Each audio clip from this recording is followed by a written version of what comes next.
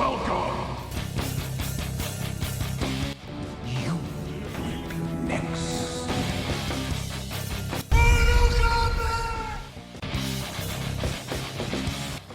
It has begun!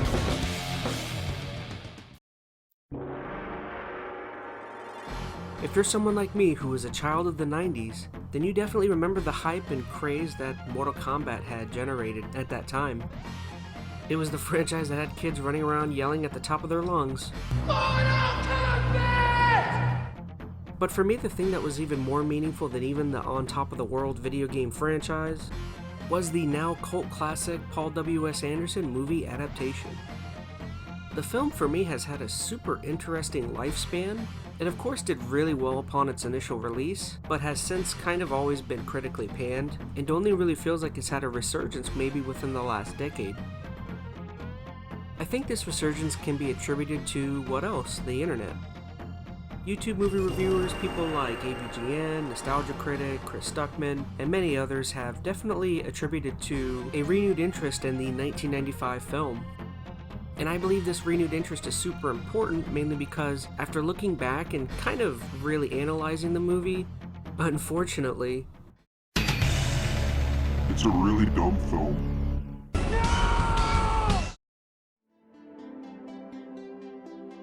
Okay, so first off, when talking about why Mortal Kombat 1995 is a very, very dumb film, I think one of the first and perhaps the best things to look at is characters making nonsensical decisions, or just flat out stupid decisions. And I think one of the dumbest ones, in my opinion, takes place right at the beginning of the movie. Why in the world did the great Shang Tsung, the Grandmaster of the tournament and perceived minion of the Emperor, why did he kill Liu Kang's brother Chan? Shang Tsung had to have known that killing Chan would cause Liu Kang to want to jump into the tournament. I want to represent the Order of Light at the tournament. For what reason? The man who killed my brother will be there. If Shang Tsung was such a smart and powerful strategist, he should have just left Chan to be one of the protectors of the realm of Earth, and then in the tournament he should have just destroyed him and been done with it. But no, I guess he prefers to be thrown onto spikes.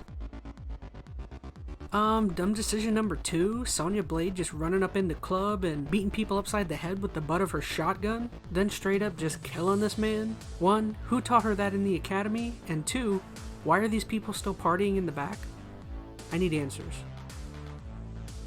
Dumb thing number 3 for me, why did it take Liu Kang until the boat scene to realize that Raiden was the Lord Raiden?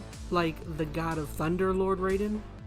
I'd really love to know what he was thinking when at the Temple of Light the dude flipped him and then stared at him with lightning in his eyes.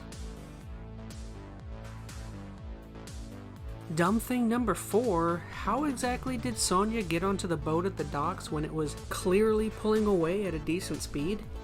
And why in the next scene was she perfectly dry?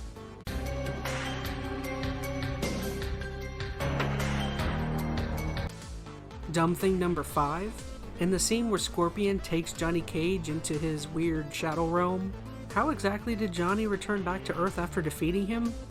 What did he do, click his heels 3 times and say there's no place like home?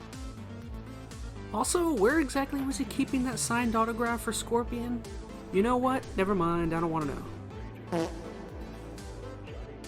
Dumb thing number 6, why does Johnny straight up disappear during the Liu Kang reptile fight? 1 second he's there and the next, oop, I need to stay out of this.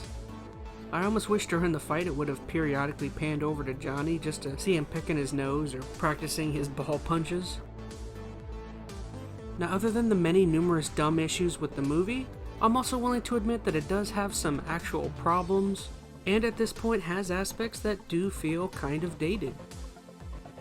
Many parts of the early 90s CGI at this point do not bode well. More particularly, Reptile stands out to me.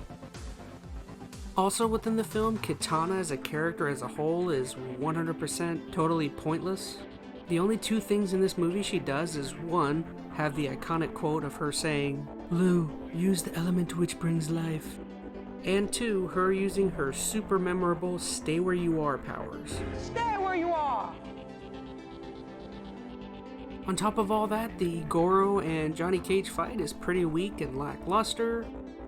Sonya and Johnny's blossoming love really kind of comes out of nowhere and doesn't feel earned at all. Many of the jokes in the movie feel kind of cringy and feel like they should be in a 90s sitcom. And perhaps the movie's biggest sin is the fact that there's so many people with their shirts tucked in and their pants pulled up to their nips. Okay, so I know throughout the entirety of this video I've been railing on the movie and pointing out many bad and dumb aspects of it. So at this point you must think that I think that this is a terrible, awful movie that should never be seen by human eyes. Well, you would be Wrong! On the contrary, my friend, I love this movie even with all of its flaws, and would even venture to say that some of its flaws add to its personality, its style, and ultimately I feel like the source material gives the movie just a little bit of leeway in terms of some of the things that are dumb or nonsensical. Mortal Kombat has an incredible casting of Cary Tagawa, Robin Shou, Bridget Wilson, Lyndon Ashby, and my boy Christopher Lambert. For many fans like me, some of these actors are synonymous with those characters, and have even had some of their character models put in some of the modern Mortal Kombat video games. I guess for me, the last thing to talk about would be the movie's iconic soundtrack.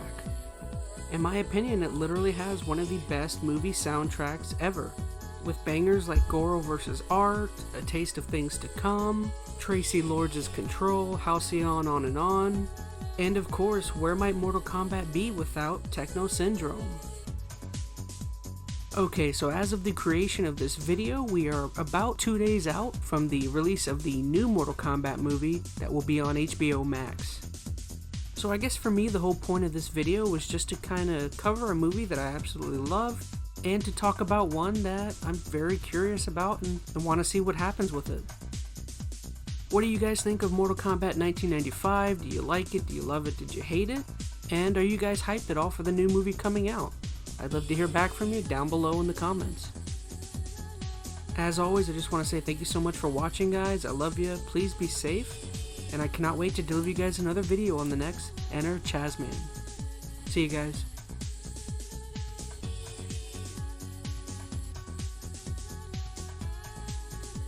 Hey now, I see you made it through the video and liked or even possibly loved it. Well, if you want to see any more additional content or you'd like to get into contact with me, consider checking out some of my social medias right here. And if you'd like to go above and beyond and want to support my channel monetarily, here is also a couple places where you can do so. And if nothing else, simply liking, sharing, and subscribing would make me the happiest ChazmaN on the planet.